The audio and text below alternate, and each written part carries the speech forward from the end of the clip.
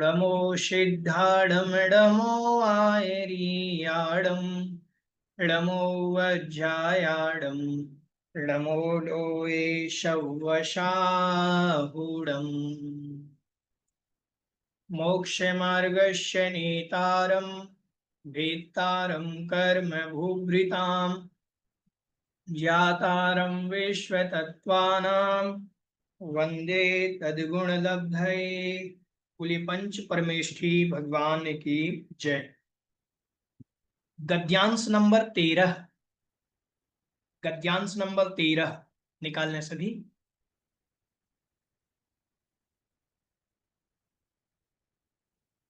अथ एतत् सम्यक् दर्शनम जीवादि पदार्थम विषयम कथम उत्पद्यते इति यतः आह। अब यहां पर तीन प्रकार के पहले मोक्ष तत्वार्थ श्रद्धानम सम्यक दर्शनम तक बात कही कि ये सम्यक दर्शन होता है तत्व पर श्रद्धान करना।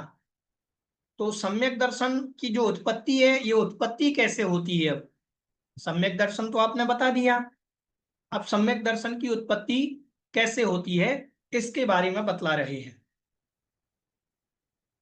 तन निसर्गा दधिगमाद्वा, तन निसर्गा दधिगमाद्वा, तन निसर्गा दधिगमाद्वा।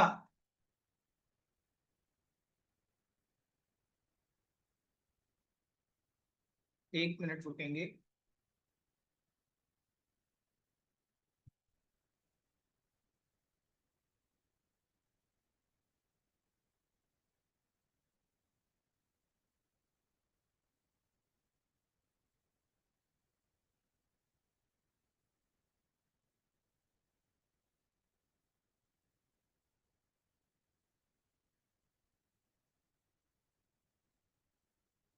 चलिए, तन निसर्गा दधिगमाद्वा, संधि विच्छेद देखेंगे। तत् निसर्गात अधिगमात वा, संधि विच्छेद पुनः देखेंगे सूत्र का। तत तत् निसर्गात अधिगमात वा। तत् मतलब वह कौन? सम्यक दर्शन, वह सम्यक दर्शन। निसर्गात मतलब स्वभाव से, अधिगमात वा और अधिगम से, पर के उपदेश से, इन दो निमित्तों से होता है। वह मतलब अथवा, वह सम्यक दर्शन की उत्पत्ति जो है निसर्गात अधिगमात वा, निसर्ग से अथवा अधिगम से होती है। ठीक है, समझ में आया? देखें अब विशेष। निसर्गः स्वभावः इत्यर्थः। निसर्ग का अर्थ क्या है? स्वभाव, ऐसा अर्थ लेना चाहिए। निसर्ग का मतलब है स्वभाव इत्यर्थः, नेचर जिसे कहते हैं। निसर्ग मतलब नेचर, स्वभाव। अधिगमो अर्थावबोधः, और अधिगम का अर्थ है अर्थ का, पदार्थ का ज्ञान करना, पदार्थ का ज्ञान होना, अर्थावबोध कहलाता है। ठीक है। तयोः हेतु, तयोः हेतुत्वेन निर्देशः, और तयोः मतलब दोनों का, दोनों का, हेतुत्व मतलब हेतु से, दोनों का हेतु से, निर्देशः मतलब निर्देश किया गया है, कथन किया गया है। दोनों हेतु रूप में है, कारण रूप में है। किसके कारण में है? सम्यक दर्शन की उत्पत्ति में कारण है। दोनों हेतु रूप में है। हेतु रूप का तात्पर्य हुआ कारण। एक तो स्वभाव से उत्पत्ति में कारण है, और एक जो है एक अधिगम मतलब पदार्थ के ज्ञान के कारण से इस प्रकार से पदार्थों के ज्ञान होने पर कारण है। समझ में आया? ठीक है। आगे कहा कस्याह क्रियायाः, किसके कारण है? कस्याह मतलब किसके कारण है? बोले क्रियायाः, क्रिया के कारण है।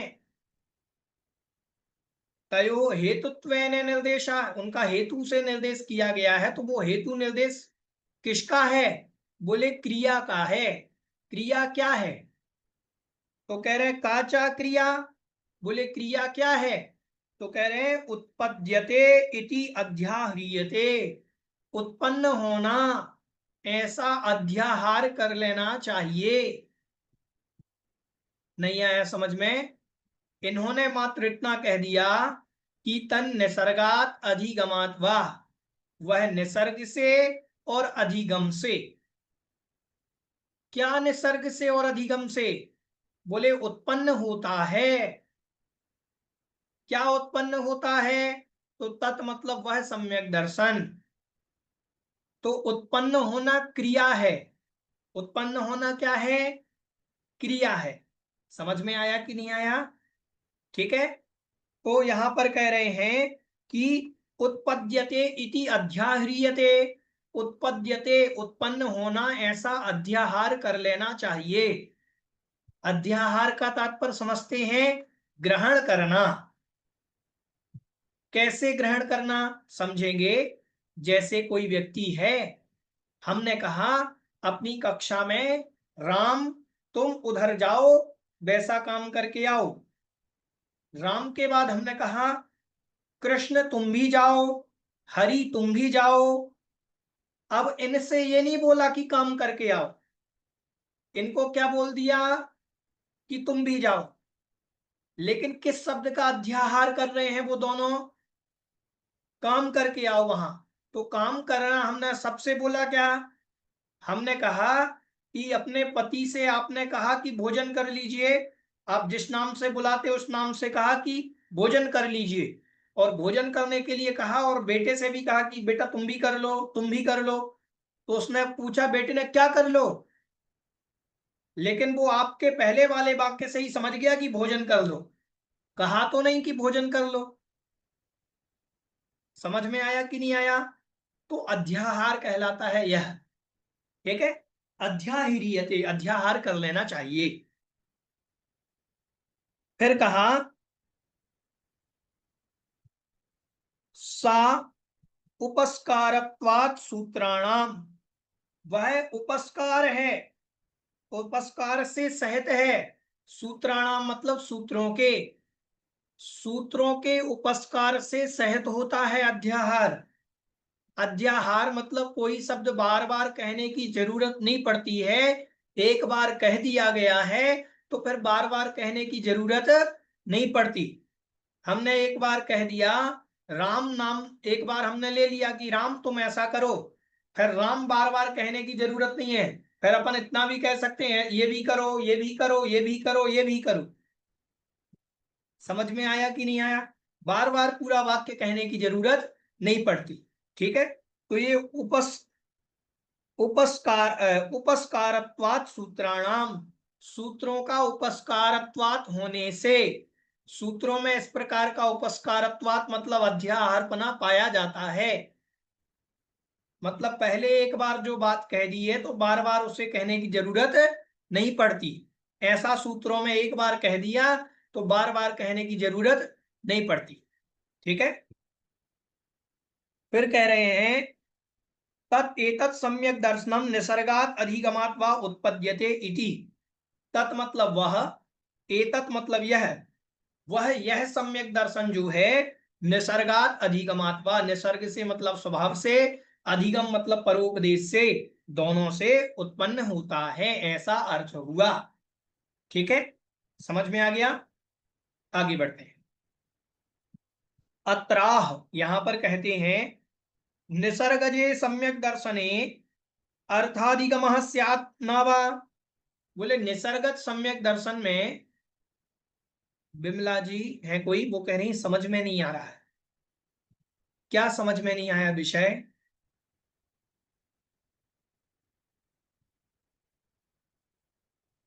जिनको समझ में नहीं आए हैंड रेज करें।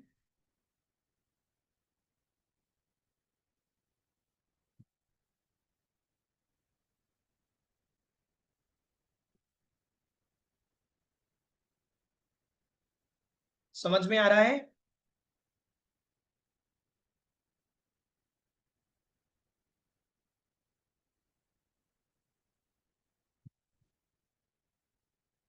बिमला जी आपको अनम्यूट किया जा रहा है।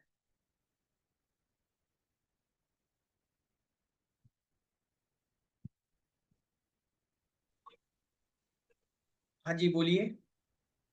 ऊपर वाली जो ये आपने पढ़ाया है ना अभी, तन निसर्गाद अधिक माध्वा, ये समझ में नहीं आया ये इसका अर्थ। देख, निसर्ग मतलब होता है स्वभाव। एक तो अच्छा। स्वभाव से सम्यक दर्शन होना, जी। ठीक। दूसरा लगा अधिगम अर्थावबोधा। अधिगम मतलब किसी का ज्ञान होना, उससे जानकारी लगना। अधिगम अर्थावबोधा मतलब जब बताया जाए तभी ज्ञान होना, ठीक है। जैसे कुछ नेचर से होता है, जैसे खाना खाना, खाना मुख से खाना, दांतों से चबाना, और इतनी बार चबाना, फिर उसके बाद यहाँ गर्दन के यहाँ लाना, फिर उसको, ये क्या सिखाया जाता है कभी किसी बच्चे को?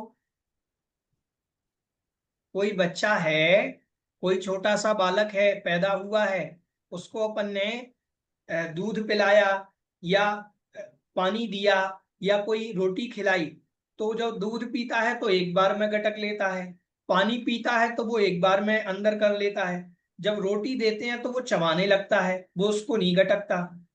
उसको ये सिखाया गया क्या? तो ये स्वभाव है, अनादिकाल से खाते आए हैं तो खाने का नेचर बन गया है। उस बच्चे में भी वो स्वभाव है, अनादिकाल से संसार में खाने पीने की अपन ने प्रक्रिया करी है, तो उस प्रक्रिया के कारण वो नेचर में आ गया है। तो खाना कभी किसी को सिखाया नहीं जाता कि कितनी बार चबाना चाहिए, अब इधर आगे के दांतों से चबाना चाहिए कि पीछे के दांतों से चबाना चाहिए, ये सिखाया जाता क्या? नहीं सिखाया जाता। तो ये होता है नेचर, निसर्ग। कभी कभी स्वभाव से तत्व का ज्ञान हो जाता है, कभी कभी अर्थावबोध से।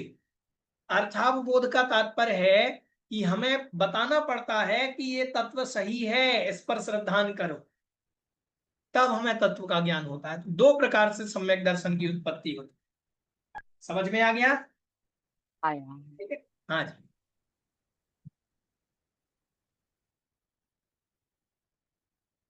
तो अत्राह यहां पर कहते हैं, निसर्गजे सम्यक दर्शने अर्थाधिगमः स्यात् नावा। निसर्गज सम्यक दर्शन में अर्थाधिगम मतलब पदार्थ का ज्ञान होता है कि नहीं होता है? देखें, जब निसर्गज सम्यक दर्शन होगा तो क्या उसमें पदार्थ का ज्ञान होगा कि नहीं होगा? आपने कहा अर्थाधिगम से ज्ञान होता है, तो क्या स्वाभाविक सम्यक दर्शन में पदार्थ का ज्ञान नहीं होगा क्या? तो कह रहे हैं यद्यस्ति, यदि ऐसा है, तो तत् अपि अधिगमजम एव नार्थांतरम। यदि उसी से ही, उसमें भी यदि होता है, निसर्गत सम्यक दर्शन में भी पदार्थ का ज्ञान यदि होता है, तो फिर अधिगमज ही है वो सम्यक दर्शन। उसको निसर्गज क्यों कह दिया? उसमें भी तो पदार्थ का ही ज्ञान हो रहा है। और अथनास्ति, यदि नहीं है, मतलब कहने का तात्पर्य, यदि निसर्गत सम्यक दर्शन में पदार्थ का ज्ञान नहीं होता है, कथम अनवबुद्ध तत्वार्थस्य श्रद्धानमिति, जो तत्व को नहीं जान पाया उसके श्रद्धान कैसे होगा फिर? ठीक है। तो कहा जा रहा है ना, नैष दोषाः, इसमें कोई दोष नहीं है। प्रश्न समझ में आया आप लोगों को? प्रश्न क्या किया गया? प्रश्न किया गया कि निसर्गत सम्यक दर्शन, आपने कहा कि एक स्वभाव से सम्यक दर्शन होता है, एक पदार्थ के ज्ञान से सम्यक दर्शन होता है, ठीक। फिर कहा कि जो निसर्गत सम्यक दर्शन है, जो स्वभाव से हो रहा है, क्या उसमें पदार्थ का ज्ञान नहीं होता? यदि होता है पदार्थ का ज्ञान, तो फिर अधिगमज ही कह देते, निसर्गज क्यों कहा? पहला क्वेश्चन उठाया। फिर कहा यदि निसर्गत सम्यक दर्शन में पदार्थ का ज्ञान नहीं होता है तो फिर बिना अर्थ के पदार्थ को जाने बिना उसका श्रद्धान कैसे होगा तत्व पर। ये दो प्रश्न किए गए, समझ में आए अब दोनों प्रश्न। अब उत्तर दे रहे हैं। नैष दोषाः, दोनों में कोई, इसमें कोई दोष नहीं है। उभयत्र सम्यक दर्शने अंतरंगो हेतु तुल्याः, दोनों ही सम्यक दर्शन में अंतरंग हेतु तो समान है। अंतरंग हेतु क्या, देखो सम्यक दर्शन की उत्पत्ति में यहां दो उत्पत्ति कहीं, एक निसर्गज एक अधिगमज, लेकिन ये जब दोनों होंगे उसमें अंतरंग हेतु दोनों और हैं। एक अंतरंग हेतु होता है, एक बहिरंग हेतु होता है, एक बाह्य कारण होता है, एक अंतरंग कारण होता है। तो अंतरंग हेतु तो दोनों के एक ही हैं, चाहे वह निसर्गज सम्यक दर्शन प्राप्त करे चाहे अधिगमज सम्यक दर्शन प्राप्त करे। तो दोनों के सम्यक दर्शन में हेतु तो एक ही है, अंतरंग हेतु। क्या है वो अंतरंग हेतु? दर्शन मोहस्य उपशमः क्षया क्षयोपशमः वा, दर्शन मोहिनी का उपशम, क्षय या क्षयोपशम। दर्शन मोहिनी के उपशम क्षय क्षयोपशम के बिना कोई भी सम्यक दर्शन नहीं हो सकता, ना निसर्गज ना अधिगमज। समझ में आया विषय? ठीक है। आगे कहा, अभी आप लोग दर्शन मोहिनी का उपशम क्षय क्षय उपशम समझते हैं, सभी को समझ में आता है उपशम क्षय क्षय उपशम दर्शन मोहिनी का? ठीक है, चलिए आगे बढ़ते हैं। तस्मिन् सति यदि बाह्य उपदेशात ऋते प्रादुर्भवति तन्नैसर्गिकम। फिर निसर्गत सम्यक दर्शन क्या है? अब बाह्य, बाह्य में कह रहे हैं कि अंतरंग हेतु तो क्या है? सात प्रकृतियों का उपशम क्षय क्षय उपशम, दर्शन मोहिनी का उपशम क्षय क्षय उपशम। बहिरंग हेतु में निसर्गत सम्यक दर्शन और अधिगमन दोनों होते हैं। तो अब कह रहे हैं कि पहले निसर्गत सम्यक दर्शन क्या है उसकी परिभाषा समझा रहे हैं। तस्मिन् सति, उसके होने पर, किसके होने पर? अंतरंग हेतु के होने पर, मतलब सात प्रकृतियों के उपशम होने पर या क्षय होने पर या क्षयोपशम होने पर। यद्बाह्य उपदेशात ऋते, जो बाह्य उपदेश से रहते हैं उनके द्वारा, प्रादुर्भवति, उसके द्वारा जो उत्पन्न होता है, बाह्य उपदेश के बिना जो उत्पन्न होता है, तन नैसर्गिकम, वह निसर्गत सम्यक दर्शन कहलाता है। बाह्य उपदेश के बिना जो भी सम्यक दर्शन होता है वह निसर्गज कहलाता है। समझ में आया विषय? ठीक है। यत् पर उपदेश पूर्वकम जीवादि अधिगम निमित्तम तत् उत्तरम। यत् परोपदेश पूर्वकम, यत् मतलब जो, पर के उपदेश पूर्वक होता है, जीवादि अधिगमम, जीवादि अधिगम, जीव आदि पदार्थों का जो ज्ञान पर के उपदेश से होता है, तत् उत्तरम, वह उत्तर वाला मतलब बाद वाला अधिगमत सम्यक दर्शन है। ठीक है। इति अनयोः भेदा, इति मतलब यह, अनयोः मतलब इन दोनों में, किन दोनों में? निसर्गज में और अधिगमज सम्यक दर्शन में भेद है। ठीक है। यहां तक किन्हीं की कोई जिज्ञासा हो पूछ सकते हैं।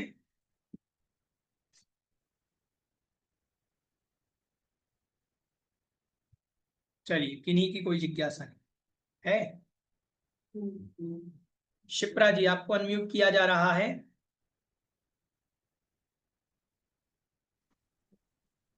जय जिनेन्द्र भैया जी। जी जय जिनेन्द्र। भैया जी, ये जो हिंदी वाले अर्थ है, इसमें बार बार प्रकृत और अप्रकृत शब्द आ रहा है, तो इसका क्या अर्थ है? कहाँ आ रहा है हिंदी में? हिंदी में बहुत सारी, मतलब आगे भी और बहुत सारी जगहों पे प्रकृत और अप्रकृत शब्द आया हुआ है। प्रकृत मतलब होता है पूर्व से चला हुआ, पूर्व से चला आ रहा, वो कहलाता है प्रकृत। और अप्रकृत मतलब होता है जो अभी नया आया है, पूर्व में इसका वर्णन नहीं आया, उसको कहते हैं। और भैया जी इसमें जो ये आप संस्कृत वाले में पढ़ा रहे हैं तो इनमें इसके शब्दार्थ भी पूछे जाएंगे क्या नहीं परीक्षा नहीं, में? कुछ नहीं पूछा जाएगा, आपको तो हिंदी हिंदी समझनी है बस, संस्कृत से कुछ भी नहीं आएगा, आप चिंता नहीं कीजिए। ठीक है, लेकिन अपन अब बड़ी क्लास में है तो संस्कृत से ही पढ़ना सीखें। जी भैया जी। पायल जी, आपको अनम्यूट किया जा रहा है।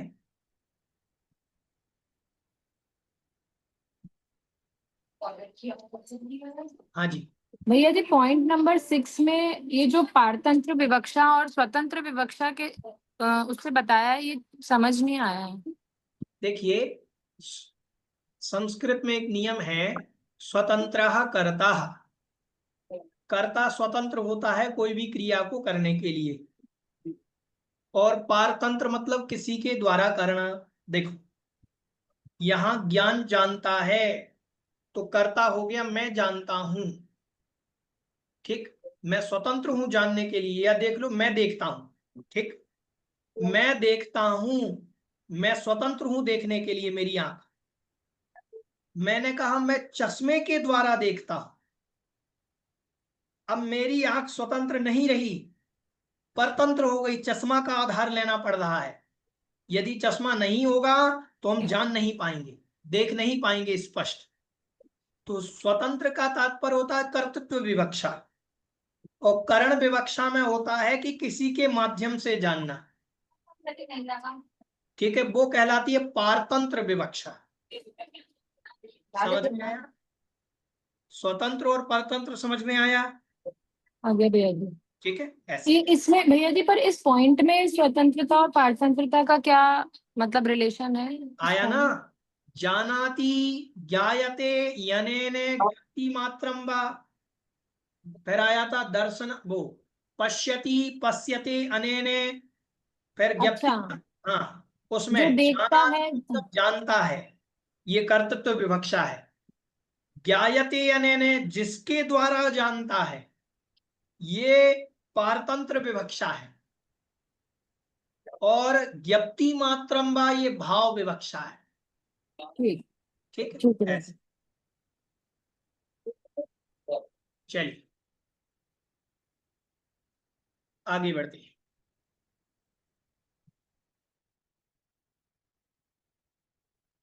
तत्ग्रहणम किमर्थम, बोले तत्शब्द का ग्रहण क्यों किया आपने? निसर्गात अधिगमात वा कह देते, तत्शब्द क्यों लगा दिया उसमें?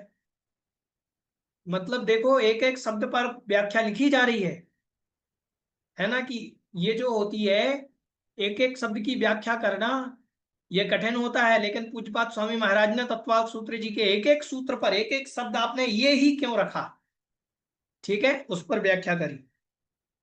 कह रहे अनंतर निर्देशार्थम। अनंतर, अंतर मतलब होता है भेद, गैप, और अनंतर मतलब होता है जहां गैप ना पड़े। अंतर मतलब क्या पड़ता है? गैप पड़ना। और अनंतर मतलब गैप नहीं पड़ना। तो अनंतर निर्देशार्थम मतलब गैप नहीं है ऐसे निर्देश के लिए, गैप ना पड़े इसीलिए निर्देश के लिए। अनंतरम का तात्पर्य हुआ सम्यक दर्शनम तत् इति अनेन निर्दिश्यते। सम्यक दर्शन इसका ही निर्देश हो कि वह सम्यक दर्शन निसर्ग से और अधिगम से, मतलब पहले सूत्र में ना चली जाए ये बात, दूसरे सूत्र में ही रहे, क्योंकि ये तीसरे नंबर का सूत्र है। तो तीसरा सूत्र दूसरे सूत्र से कनेक्ट रहे, कोई गैप नहीं पड़े बीच में, इसीलिए सम्यक दर्शन के ही भेद हैं। ना कोई ये समझ ले कि मोक्ष मार्ग जो है वो निसर्गात और अधिगमात होता है, कोई ऐसा अर्थ ना ले ले, इसीलिए इन्होंने तत्शब्द का ग्रहण किया। ठीक है, इतर्था मोक्ष मार्ग अपि प्रकृतस्य तस्य अभिसंबंधः स्यात्। इतर्थ मतलब अन्य प्रकार से, मोक्ष मार्ग अपि मोक्ष मार्ग का भी प्रकृतस्य प्रकृत रूप से, पूर्व रूप से, पहले कहे जाने के कारण अभिसंबंधः स्यात् उसका संबंध है। किसका संबंध है? नहीं तो ये जो संबंध मोक्ष मार्ग से, मोक्ष मार्ग का प्रकरण चल रहा है, तो मोक्ष मार्ग से भी तो संबंध बन सकता था। तो कह रहे नहीं, ननु च अंतरस्य विधिर्वा भवति प्रतिषेधो वा इति अनंतरस्य सम्यक दर्शनम ग्रहणम सिद्धम इति। ननु च प्रश्न किया गया है कि अनंतरस्य विधिर्वा भवति प्रतिषेधो वा, अनंतरस्य शब्द से विधि अथवा प्रतिषेध का कथन होता है। दो प्रकार के कथन होते हैं, एक विधि कथन, एक निषेध कथन, प्रतिषेध कथन। ठीक है, तो विधि कथन कहलाता है कहना, और प्रतिषेध कथन होता है कि नहीं कहना। जैसे हमने कहा आधा ग्लास पानी है, कितना कहा? आधा ग्लास पानी है, तो ये विधि कथन है। और प्रतिषेध कथन होगा आधा ग्लास खाली है। आधा ग्लास क्या है? खाली है, तो वो प्रतिषेध कथन हुआ। ठीक है, तो विधि और प्रतिषेध से वस्तु का कथन किया जाता है। इति अनंतरस्य सम्यक दर्शनम ग्रहणम सिद्धम इति चेत न, इससे सम्यक दर्शन का ग्रहण नहीं हो रहा है, इससे तो मोक्ष मार्ग का ही ग्रहण हो रहा है। प्रश्न किया कि तत् मतलब वह निसर्ग अधिगमज की उत्पत्ति रूप जो है वो मोक्ष मार्ग उत्पन्न होता है। इस क्रिया, इस नियम के अनुसार तो जो है सम्यक दर्शन का ग्रहण नहीं होगा, विधि कथन ही होगा, मतलब मोक्ष मार्ग ही ग्रहण करना चाहिए। तो उदाहरण दे रहे हैं, इसको जवाब दे रहे, बोले ना आपका कथन ये ठीक नहीं है। प्रत्यासत्ते प्रधानम बलीयः, प्रत्यासत्ते, प्रत्यासत्ते का तात्पर्य है अत्यंत निकट होने से। प्रधानम मतलब जो प्रधान होता है वह बलीयः, वह बलवान होता है। अत्यंत निकट होने से जो बलवान होता है, जो प्रधान होता है वह बलवान होता है। इति मोक्ष मार्ग एव संबध्ययेत, इस कारण से उसका भी मोक्ष मार्ग से संबंध हो जाता है। मतलब तत्शब्द से सम्यक दर्शन का ही ग्रहण करना। सम्यक दर्शन, वो कह रहे हैं कि सम्यक दर्शन ग्रहण ना करके मोक्ष मार्ग का ग्रहण कर लेते कि वो मोक्ष मार्ग निसर्गात और अधिगमज रूप होता है। बोले नहीं, यहाँ विधि और प्रतिषेध का कथन होता है, तो विधि और प्रतिषेध के कथन में अनंतर का भाव रखा जाता है। अंतर नहीं पढ़ना चाहिए, विधि और प्रतिषेध में गैप नहीं पढ़ना चाहिए, उसका कथन तत्शब्द से किया जाता है। तो तत्वार्थ श्रद्धानम सम्यक दर्शनम जो सूत्र कहा है, तो तत्शब्द सम्यक दर्शन से जुड़ेगा, तन निसर्गात का, ना कि मोक्ष मार्ग से जुड़ेगा। ठीक है, फिर भी मोक्ष मार्ग प्रत्यासत्य प्रधानम बलीयः, अत्यंत निकटता से तो प्रधान बलीय होता है। इति मोक्ष मार्गात्, मोक्ष मार्ग एव संबध्यते, मोक्ष मार्ग का ही संबंध होता है, मोक्ष मार्ग का संबंध कर लेना चाहिए। ऐसा उन्होंने कहा, तो कह रहे तस्मात् तद वचनम क्रियते, वो ना शब्द उसका कह रहे हैं कि निकटता से अधिक बलवान प्रधान बलीय होता है, तो मोक्ष मार्ग का संबंध कर लेना चाहिए। तो उन्होंने कह दिया नहीं, ऐसा नहीं है। तस्मात् तद वचनम क्रियते, वो तो निकटता के लिए ही तद वचन किया गया है, ना कि मोक्ष मार्ग के लिए। ठीक है, हाँ रेणु जी आपको अनम्यूट किया जा रहा है।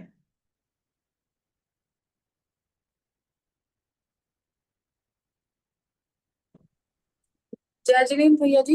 हाँ जी, भैया जी, अंतर्वर्ती सूत्र का अंतर्वर्ती का मतलब क्या होता है? अंतर का मतलब होता है भेद पढ़ना। अंतर्वर्ती सूत्र मतलब क्या आया है शब्द? ये नीचे जो हिंदी में लिखा है ना, उसमें लिखा है अंतर्वर्ती सूत्र में सम्यक दर्शन का ही उल्लेख किया गया है। तो ये अंतर्वर्ती का क्या वो मतलब? अंतर्वर्ती नहीं है, वो अनंतरवर्ती है। हाँ, अनंतरवर्ती। हाँ, हाँ, वो अंतर्वर्ती नहीं है। अनंतरवर्ती मतलब गैप नहीं पढ़ना, बिना गैप के जो सूत्र का उल्लेख किया गया है वो सम्यक दर्शन का। देखो तन्नी सर्गात दधिगमाद्वा के पहले वाला सूत्र क्या है? तत्वार्थ श्रद्धानम सम्यक दर्शनम, तो सम्यक दर्शन का ही वर्णन किया गया इसके पहले। तो वो अनंतरवर्ती है, मतलब उसमें गैप नहीं है कोई, ठीक है, उसको कहते हैं अनंतरवर्ती सूत्र। मतलब अभी जो बात चल रही है वो सम्यक दर्शन की ही चल रही है, वो उसके सम्यक पहले दर्शन की सूत्र करना, नहीं हाँ, था। वो सम्यक दर्शन की कर। हमने कहा रामचंद्र जी आप तैयार होकर के आना, क्या कहा, रामचंद्र जी आप तैयार होकर के आना, सीता आप भी अच्छी साड़ी पहन करके आना, ठीक है, आप भी तैयार होकर आना और साड़ी पहन करके आना, मान लो ऐसा कहा। रामचंद्र जी तैयार होकर के आना, सीता को कहा सीता आप भी तैयार होकर के आना, लेकिन अच्छी साड़ी पहन करके आना, ऐसा कहा। तो अब साड़ी का गुण किस में जाएगा, सीता में कि राम में? सीता में। सीता में। क्यों, और राम में क्यों नहीं जा रहा है? क्योंकि वो अनंतरवर्ती हैं। सीता और साड़ी का अनंतरवर्ती कथन है, राम का अंतर पड़ गया है, बीच में सीता आ गई है, समझ में आ गया? ऐसे तस्मात् तद्वचनम क्रियते, इस कारण से तद्वचन वह किया गया है, ठीक है। और किसी की कोई जिज्ञासा? हाँ जी, नीना जी आपको अनम्यूट किया जा रहा है। जतिन भैया जी, हाँ जी, भैया जी अव्यवहित का क्या मतलब होता है? क्या चीज का? अव्यवहित कहाँ पर आया है? ये इसी 10th पेज पे 3rd लाइन, शंका अगले सूत्र में जो विधि निषेध किया जाता है वह अव्यवहित पूर्व का ही समझा जाता है। हाँ, अब व्यवहित, व्यवहित मतलब होता है, मतलब व्यवहित मतलब होता है गैप पड़ना, और अव्यवहित मतलब बिना गैप के, वही अर्थ है। अव्यवहित मतलब बिना गैप के, उसका ही अंत कहा, ठीक है, ऐसे। धन्यवाद। हाँ जी, आप लोग हिंदी पढ़ते रहते मतलब नीचे। साथ कभी कभी देख लेते हैं। हाँ नहीं, आप अभी तो मूल से पढ़ना चाहिए। हिंदी कब पढ़ें? क्लास के बाद आप बैठिए, उसको हिंदी को पढ़िए कि हमें क्या समझ में आया, ठीक है। इससे क्या है, आपको संस्कृत सीखने में थोड़ा आसान होगा, संस्कृत से अर्थ निकालने में। क्या होता है, बहुत सारी चीज हम आपको बताते हैं। देखो, बहुत सारे विद्वान होते हैं जो आपको क्या करेंगे, जो हिंदी अर्थ बता देंगे कि हिंदी में ऐसा लिखा है, और हिंदी को ही प्रमाण करके संस्कृत में क्या लिखा, मूल में, अपन मूल से पढ़ना सीखें। तो मूल में वही लिखा, क्योंकि अभी आप इसी में देखोगे बहुत सारी बातें ऐसी हैं, कुछ कुछ चीजों का हिंदी अर्थ उसमें दिया ही नहीं, कुछ कुछ चीजें ऐसी हैं जिसका हिंदी अर्थ उसमें नहीं है, छोड़ दिया उन्होंने कैलाश चंद जी ने, और कुछ कुछ चीजों का ज्यादा लिख दिया। ऐसा होता है कि वक्त हिंदी करने वाला अपने मन से समझा सकता है। हम आपको पढ़ा रहे हैं तो हम इसी का एज इट इज नहीं पढ़ा रहे हैं, हम अपने शब्द भी तो जोड़ते जा रहे हैं। तो हिंदी करने वाला तो कुछ भी जोड़ सकता है, इसलिए अपन को पहले मूल से पढ़ना सीखना चाहिए। अपन पंचम वर्ष में है तो अब मूल से पढ़ना सीखें। हिंदी लिखी हुई है, आपको हिंदी ही आनी है, वो तो आप पढ़ लेंगे बाद में, ठीक है। जब नहीं आएगा समझ में वो आप पूछ सकते हैं, ठीक है, कोशिश करेंगे। चलिए, रुचि जी आपको अनम्यूट किया जा रहा है, रुचि जी। जयचंद भैया जी, हाँ भैया जी, जी एक बार और बता दीजिए उसका, ये है ना ननु च अनंतरस्य, इस वाली लाइन का एक बार और बता हाँ, दीजिए। ननु चा अनंतरस्य विधिर्वा प्रतिषेधो वा, वो कह रहे हैं कि अनंतरस्य विधिर्वा प्रतिषेधो वा, अनंतर मतलब बिना अंतर के यदि आपने कहा है, तो विधि और प्रतिषेध का कथन, विधि कथन होता है, एक प्रतिषेध कथन होता है। विधि कथन हमने आपको बताया था कि किसी वस्तु की विधि करना, कहना, और एक होता है निषेध कथन। कुछ कुछ लोग होते हैं जो गलतियां ही देखते हैं, वो गुण नहीं देखते, विधि नहीं करते, वो विधि कथन नहीं करते, हमेशा नेगेटिव बात करते हैं, ठीक है। विधि कथन में हमने क्या कहा, आधा गिलास भरा है, और दूसरा कह रहे नहीं आधा खाली तो है, तो उनको वो खाली वाला देख, वो प्रतिषेध कथन है। इति अन्य इति अनंतरस्य सम्यक दर्शनस्य ग्रहणम सिद्धम इति चेत, इससे तो सम्यक दर्शन का ग्रहण स्वतः सिद्ध है।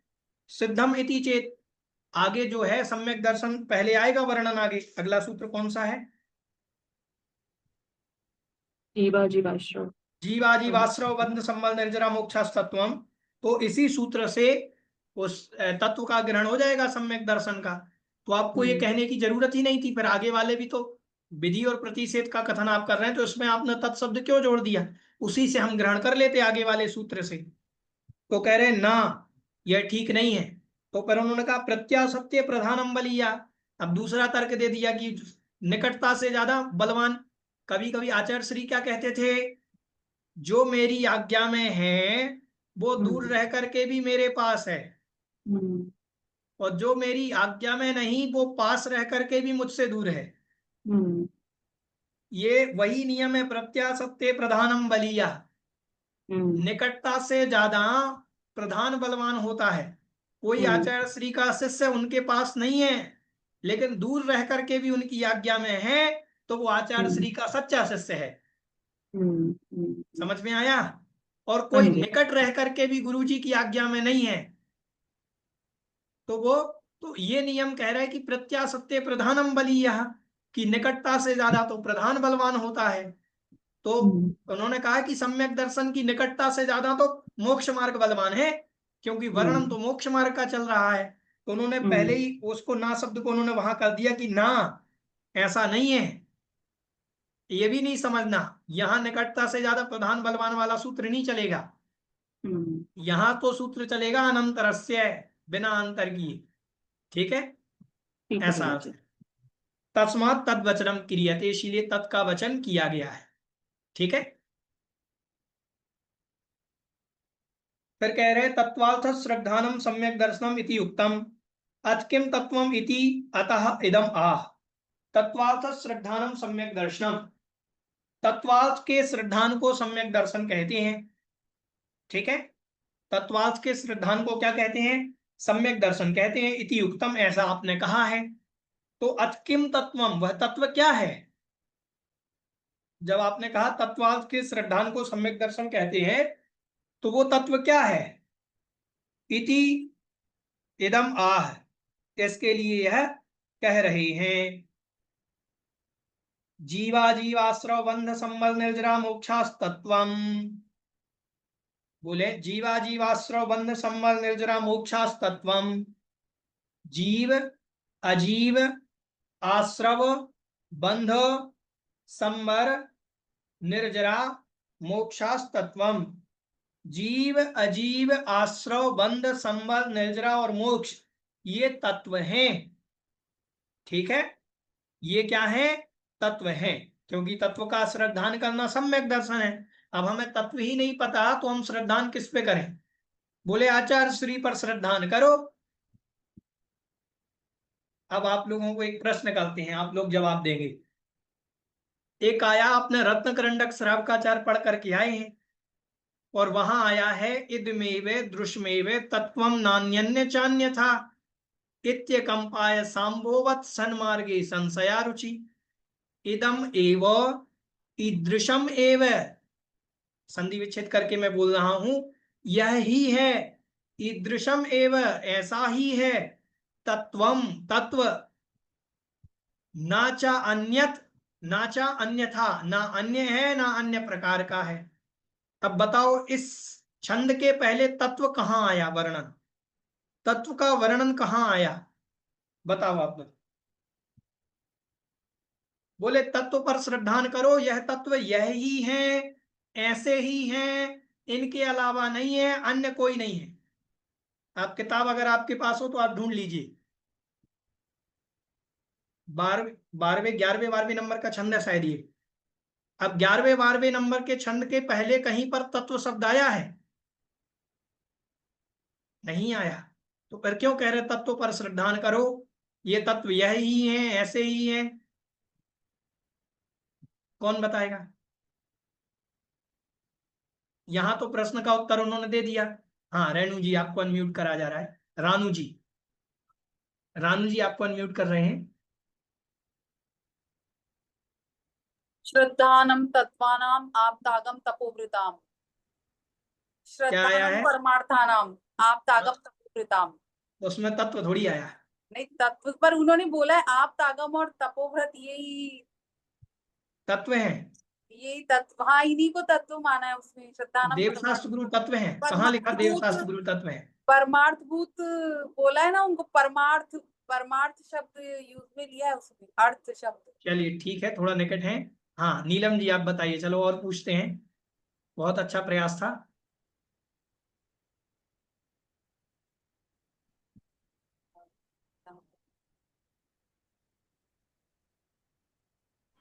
भैया यहाँ पर सम्यक दर्शन का जो अंग है, और सम्यक दर्शन की परिभाषा ये है कि 7 तत्वों का यथार्थ श्रद्धान। तो जब हाँ। तत्व की बात आएगी, जो सम्यक दर्शन निशंकित अंग उसी का अंग है, तो उसमें पहला जो शंका नहीं करना, तो किस पे नहीं करना। तो जो 7 तत्व है जो कहा गया है, उसको जैसा का तैसा मानना, इसलिए यहाँ पर तत्व ना देके उसको वैसा समझा दिया गया है कि जो नहीं, जिनेंद्र देव ने, हाँ ऐसा नहीं है। ऐसा नहीं है। नहीं, तत्व वहां पर जो कहे, जो रानू जी ने बोला बिल्कुल सही बोला। देवशास्त्र गुरु ही तत्व हैं। हाँ वो आप श्रद्धानम परमार्थनम। देवशास्त्र गुरु ही तत्व हैं। इदम एव ईदृशम एव ना अन्यत ना चा अन्यथा। देवशास्त्र गुरु पर श्रद्धान समंतबद्ध महाराज एक हटकर के परिभाषा लाए दुनिया से। सारी दुनिया तो कह रही थी देवशास्त्र गुरु पर वो 7 तत्वों पर श्रद्धान करना सम्यक दर्शन है। समंतबद्ध महाराज ने कहा कि नहीं, कुछ लोग ऐसे मिल जाएंगे वो कहेंगे हमें 7 तत्वों पर श्रद्धा है, लेकिन देवशास्त्र गुरु को नहीं मानेंगे। हाँ ये भी सही है। देवशास्त्र गुरु ही तत्व हैं। तो देवशास्त्र गुरु पर श्रद्धान ही सम्यक दर्शन है।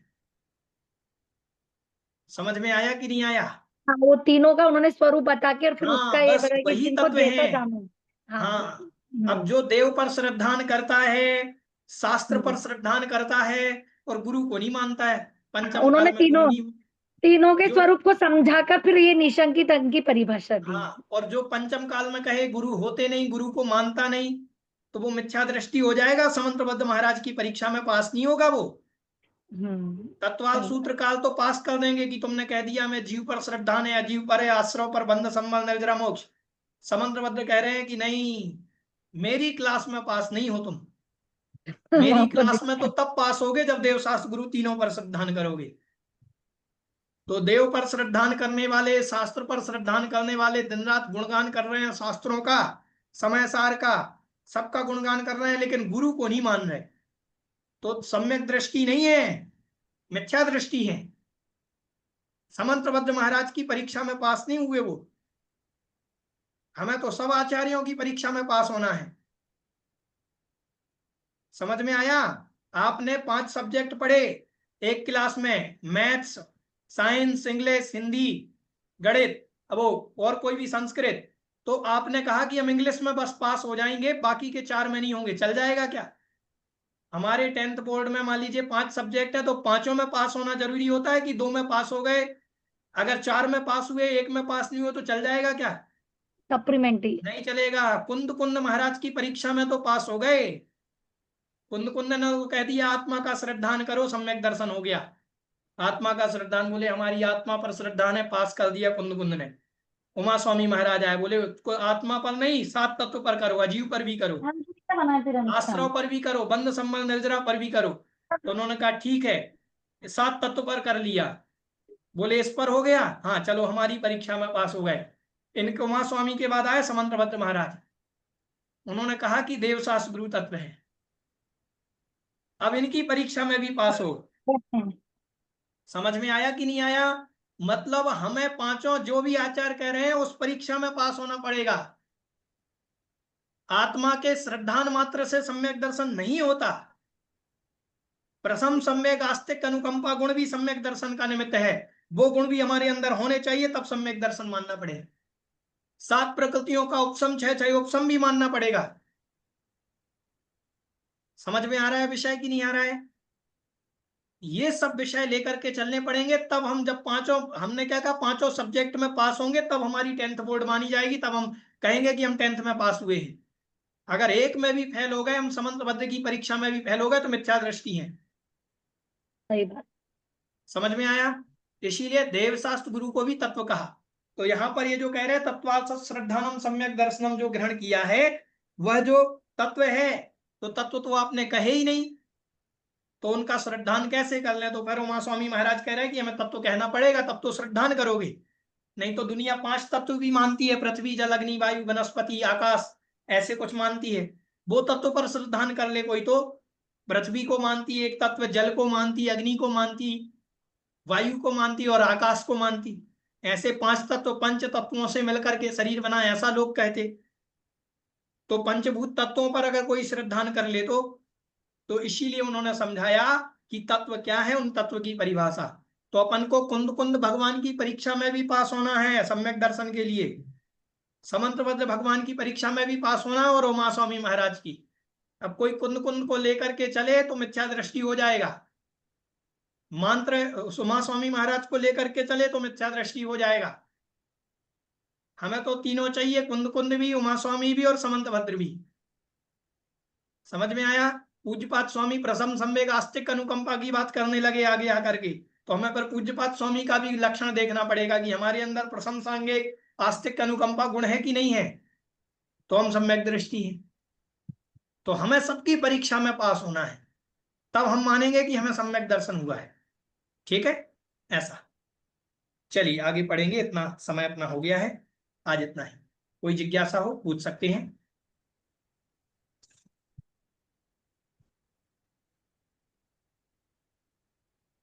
हाँ पायल जी, जयपुर। भैया जी ये वेदक सम्यक दृष्टि क्या होता है?